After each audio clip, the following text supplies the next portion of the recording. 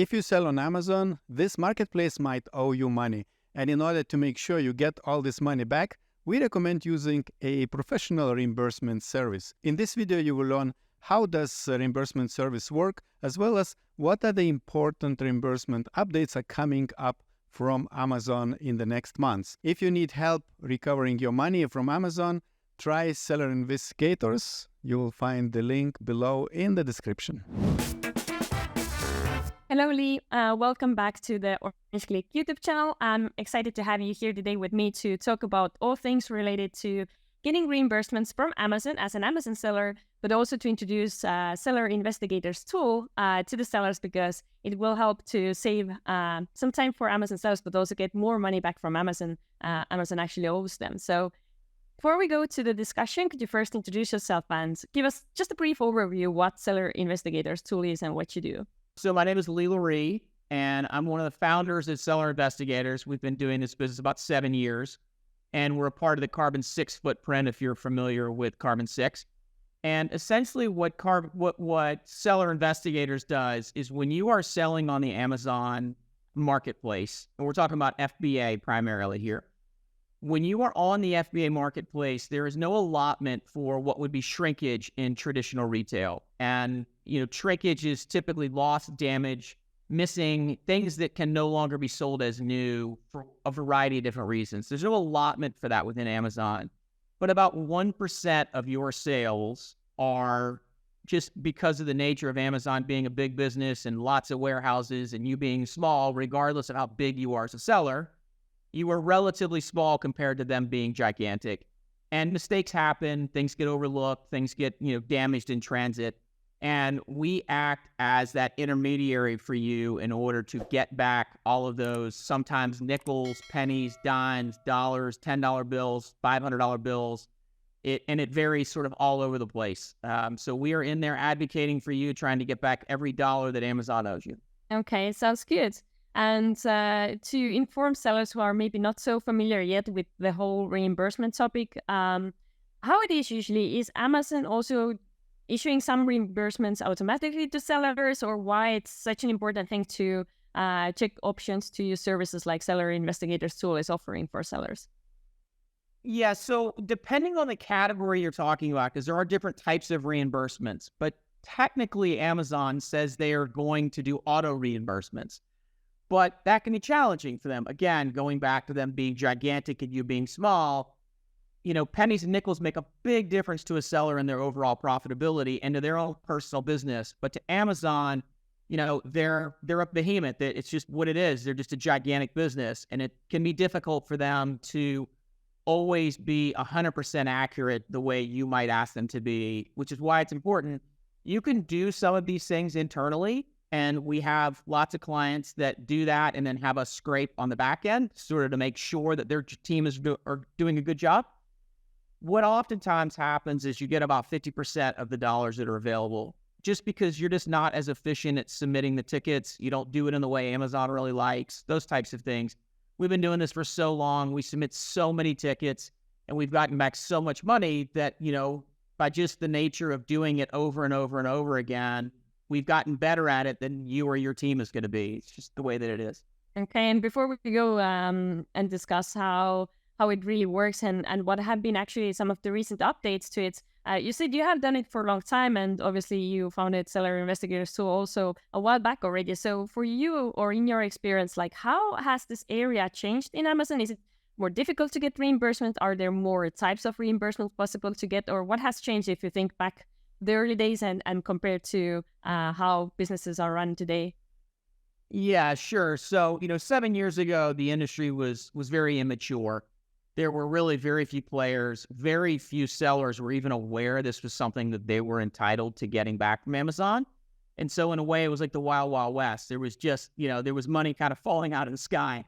Amazon, as an example, when a case was on lost and damaged, if it was under $500, they didn't even require paperwork. And so, those types of things, Amazon has tightened up considerably. As they've become more sophisticated, they recognize that, they need to do a better job. In terms of filing cases, we have grown significantly as a business in our sophistication, and we have identified a number of new places where we can go after refunds. The industry in general has caught on to that. And I don't know if it was the chicken and the egg, whether it was us or other people that kind of came up with these. It was probably a combination of both. But I would say that if you are a seller and you are not getting help, there is a very high probability that you are leaving money on the table. And the way all these services work, whether it be seller investigators or any of our competitors, you should never pay somebody a flat fee. That's bad for you. That is a bad deal for you. We always advocate for doing a percentage of what's available and actually physically recovered. And the reason you do that is that there's no physical cost to you. It means that if we aren't successful, or whoever you're working with aren't successful, it means you're not paying for it. And in this day and age, with the fees going up and the complexity of Amazon going up, the last thing you want to do is add cost structures to your business. So I would recommend for sure doing it with a percentage of success. Okay, that's a good tip to follow to everyone watching us right now. So you mentioned a couple of times there are different areas or different reimbursement types. So could you name like a few which are maybe most important, where usually perhaps most money is recovered, or which are kind of, I don't know, maybe sellers on the other hand don't know about enough and then miss the opportunity of getting the money back they actually should get back? Yeah, so there are 10 in total that are typically considered, things that you can go after. To your point, out of the 10, 4 or 5 of them drive the lion's share of the revenue. And it starts from when the product is actually delivered into the Amazon warehouse. It can be miscounted based on weights and dimensions. We have a tool for that allows, basically Amazon tracks how much your product weighs and how big it is. And then when you send in a case pack, they know how big it is based on the dimensional weight that they have internally in their system.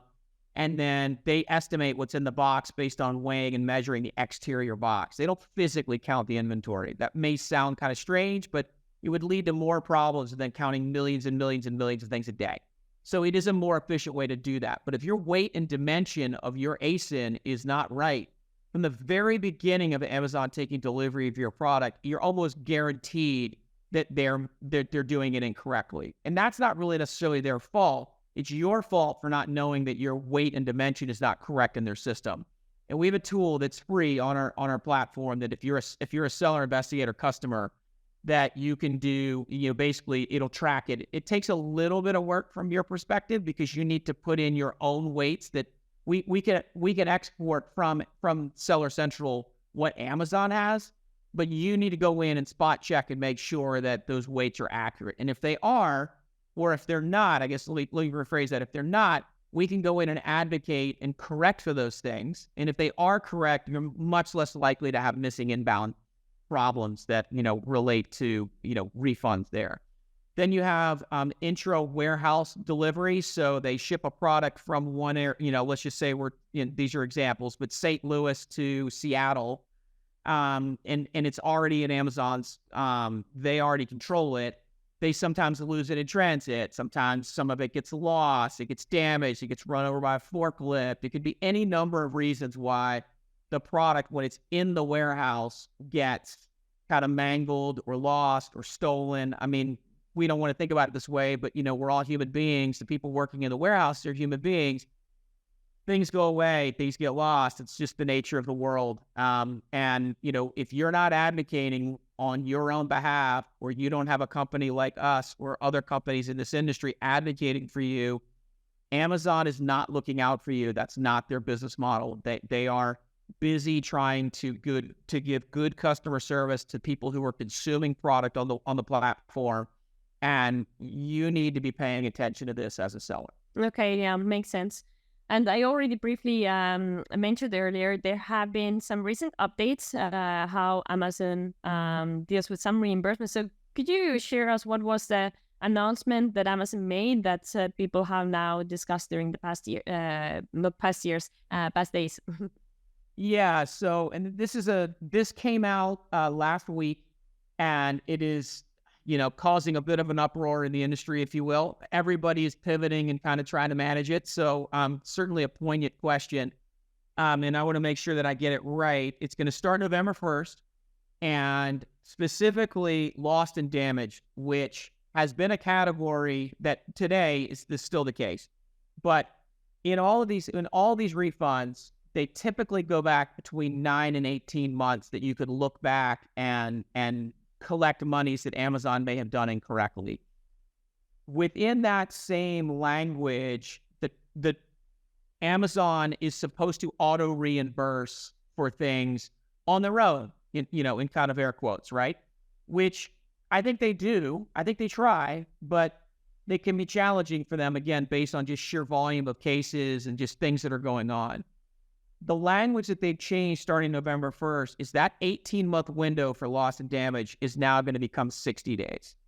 And the part of the language also says that now it's going to be auto reimbursed. But technically, they're already auto reimbursing, but you need a company advocating for you because the auto reimbursing is not working as efficiently as it might. Now, are they going to correct for that November 1st? Maybe. I don't know. But one thing I do know for sure is that your window is shrinking dramatically for lost and damaged. And what we are telling people, and I just can't express how important this is to people, if you do not have a service helping you, you need to do it as fast as you can, because as of November 1st, that window of look back that you could get monies back is going to shrink dramatically. And that money becomes Amazon's, not yours.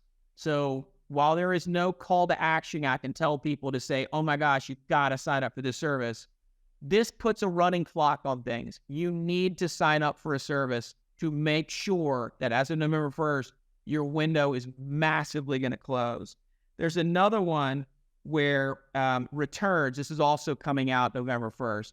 It used to be that returns, if you were a seller, somebody returned a product, Amazon lags about 60 days typically, and then you had 18 months from the return date to be able to sort of argue Amazon would, pay you back. They are now shrinking that to 90 days. So you don't want to file a case before 60 days because they sometimes will auto reimburse it. But after 90 days, you're not going to be able to go after it. So that window has gone from 18 months basically to call it 3 months, but really it's only about a month in the window that they're expecting you to do cases. Again, you could do it yourself. It's complicated. It's hard to find all these little examples. You got to scour your site and all your sales. And if you're turning over, whether it be hundreds of thousands of dollars or millions or tens of millions of dollars, there are a lot of cases to go through.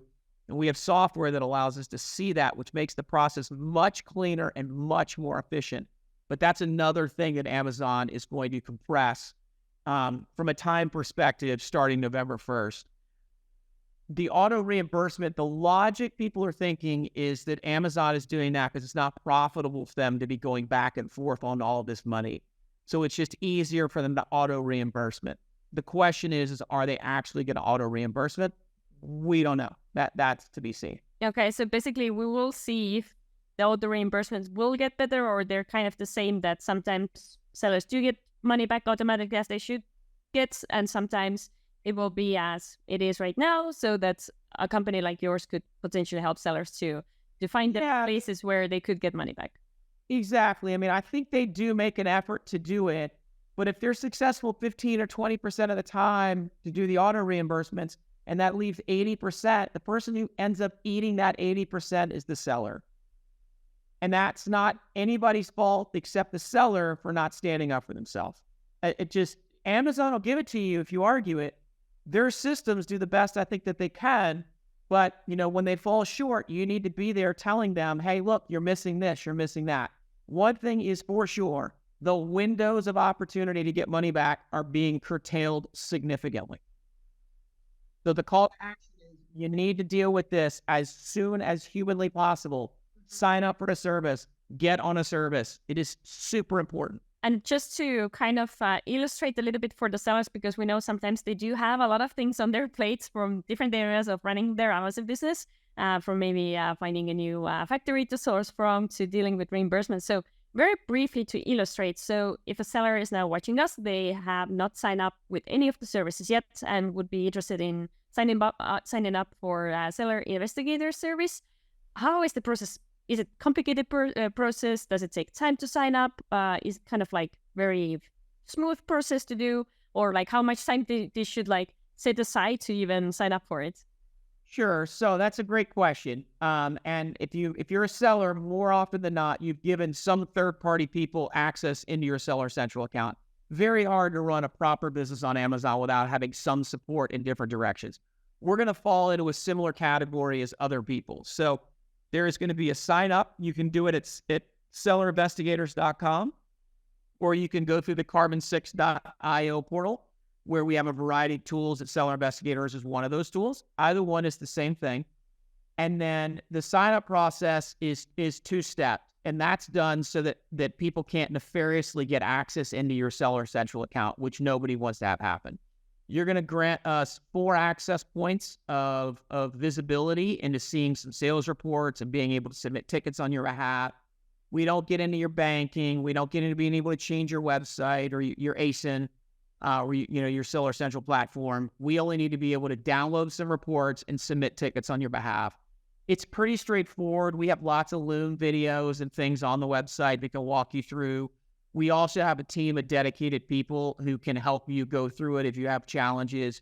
I would say that the sign up the first step is less than 2 minutes. It's super easy. It's just basic information. Then someone's going to contact you by email with an email that sort of outlines the process. If you have trouble with that, you can ask someone to help you. I would say that a semi-competent Seller Central person who's done this before, it's less than probably 15 minutes of effort. And then it is really much set it and forget it. The only thing that we really need from people being sellers is we need some documents from time to time, depending on what issues arise from, for example, inbound shipments, where there's a question about how many pieces were shipped in versus how many Amazon accepted. So we need documentation there, and our people will reach out. It's fairly straightforward. I mean, it's important. Most sellers have a repository or at least somewhere where they keep all these documents, proof of delivery with signature from Amazon, invoices, PODs, shipping documents, those types of things. Typically, I mean, we need those. So if you don't have them, that's another topic of conversation we can talk about. But it's important to have some organization around all of that, because we will need that from time to time. Because Amazon's not going to just give you back the money based on your word. There is going to need some documentation. So now let's watch a short demo of how sellers can use Seller Investigators tool, which your team has prepared for us. So we could learn a little bit more how it works and how sellers could use it. Seller Investigators by Carbon6 is an Amazon FBA recovery service. We connect to your account via an API to run weekly audits to find losses across 7 different categories. When we find a loss, it comes into this in the pipeline section, where our team will then determine eligibility, work the case, and file it with Amazon, where it awaits their approval. Once approved, it goes into the total recovered section.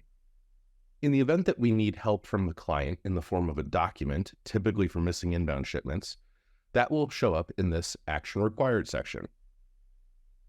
The Missing Inbound Documents page is a detailed breakdown of every shipment that we need either a proof of delivery, a bill of lading, or an invoice or packing list for. In many cases, we can generate the documents or collect the documents for the client. So you may not even need to provide anything. Say if you're using Amazon Partner Carrier, we can get the PODs directly from Amazon. Or if you're brand registered, we can generate a packing list for you that shows all of the items that were shipped in that shipment, what the quantity was, and then we highlight the ones that are in yellow that had a discrepancy. All the client needs to do in this case is add their digital signature that these quantities are correct, and we can file that with Amazon. Other losses that we can cover for you would be FBA overages. This is when Amazon has the wrong weight or dimensions of your product and therefore are overcharging you on the FBA fee. By uploading your actual dimensions, we get a baseline of what the FBA fee should be, tell you how much has been overcharged, how many orders were overcharged in the past, and the total potential recovery. We then take care of filing the claims with Amazon to do the remeasures, get the fees corrected, and reimbursed for those past overages. Removal orders are one of our newest categories, where when you get product back from Amazon, just like when you ship it to them, it often has issues in products being missing, damaged, or the wrong product. In those cases, you can start a claim by simply choosing the removal order, identifying how many units in that order were damaged, missing, or broken, upload the necessary documents, and click submit. Our team then creates those cases and files them with Amazon and pushes for resolution. All claim types that we file for your account can be found on the cases screen. You can see on the top here, you can sort and filter by claim type, then by status. We also have special reports for all reimbursements. This is a SKU level reimbursement report showing each and every reimbursement that's been received and what the reason was. This is a great report for being able to do a little bit of analysis to fix problems upstream. Maybe items that get damaged too often need to have a slightly sturdier box, or items that are misreceived need to have better packaging labels so that the receiving person knows what the product is. We also have a reversal report. Reversals happen when Amazon finds that missing inventory after they have already reimbursed you. What happens in this scenario is Amazon gives you back the product and they take back, or they claw back, the cash they gave you in the reimbursement. In that event, we will also credit you back our recovery fee. That way you're whole with Amazon, you're whole with us, and you can resell those products at full margin. The Seller Investigators dashboard allows for multiple stores or multiple marketplaces to be connected. So in this case, we have the North American region store connected, and they could add additional stores through the Add Store Region button up top here, or through the Manage Stores Region section here. In addition to having multiple stores, we can also allow for multiple users. So this way, each individual person in your organization that has a role in the recovery process can have their own unique login with individual permissions. That's Seller Investigators as a very quick walkthrough, and we're happy to start working with you. Also, if you're watching this and have any questions regarding reimbursements, then leave your questions as comments so we can ask Lee or other members of Seller Investigators tool to come back to the video and answer those as well. So Lee, before we wrap up for today's interview, is there anything else you would like to share with Amazon sellers to either keep in mind when they deal with reimbursements or when they choose like a service provider for their business, for example? I would say that in the world of Amazon today, and again, we talked about sort of 7 years ago when we started this business versus today, whether we're talking reimbursements or whether you're talking about driving Google traffic into Amazon or trying to grow your business organically or better pictures or whatever you need to do to keep up, the platform is becoming ever more complex to sell on. It's still an unbelievable opportunity to be your own boss and run a business. But I would say that the single biggest sticking point that we see when sellers struggle to level up and get to a bigger business is that they are trying to do too many things internally or themselves. It is important to be finding new products. It is important to be getting good listings and try your best to have other people do the nonsense busy work. We're good at the nonsense busy work. That's what we do. We're trying to take it off people's plate. But if you are spending time fighting for 1% of your revenue for refunds, you're missing the trees for the forest rather than trying to grow your business 15 or 20% in top line revenue, which is where your focus should be. That's a good insight from you. Thank you for sharing. And especially now when we are soon heading to Q4 as well, which is probably one of the busiest seasons for many, many Amazon sellers. So it's important to put your time and effort to the right places, as you just explained.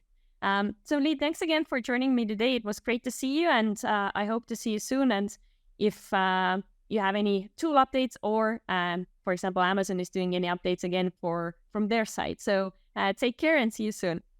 Thanks for having me.